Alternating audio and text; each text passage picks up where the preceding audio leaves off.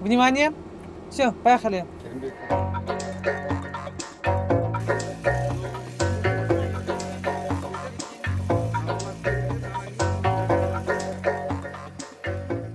Сооронбай Жээнбековдун инаугурациясына 450 киши чакырылат.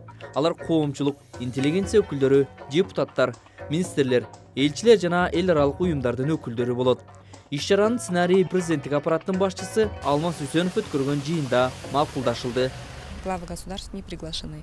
Өлкөлөрдүн башчылары чакырылган жок. Болгону элчилер катыша турган болду. Бул уюштуруу комитеттин чечими жана эл аралык нормага шайкеш келет. Что они будут представлены на уровне послов.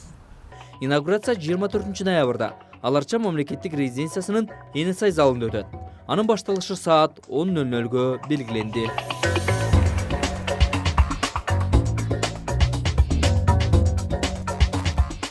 Жээнбеков ант берип, президенттик күбөлүк, төш белги жана мамлекет башчынын штандарттарын кабыл алгандан кийин 3 жолу артиллериялык залп атылат.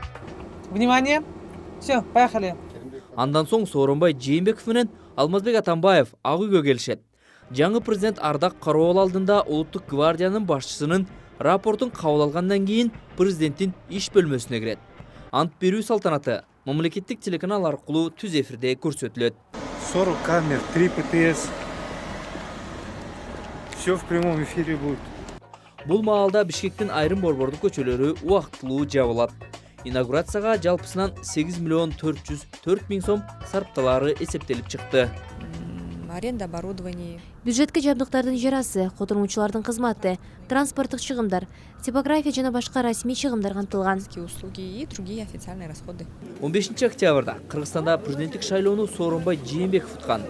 Азыркы президент Алмазбек Атамбаевдин инаугурациясы 2011 жылдын 1 декабрында өткөн.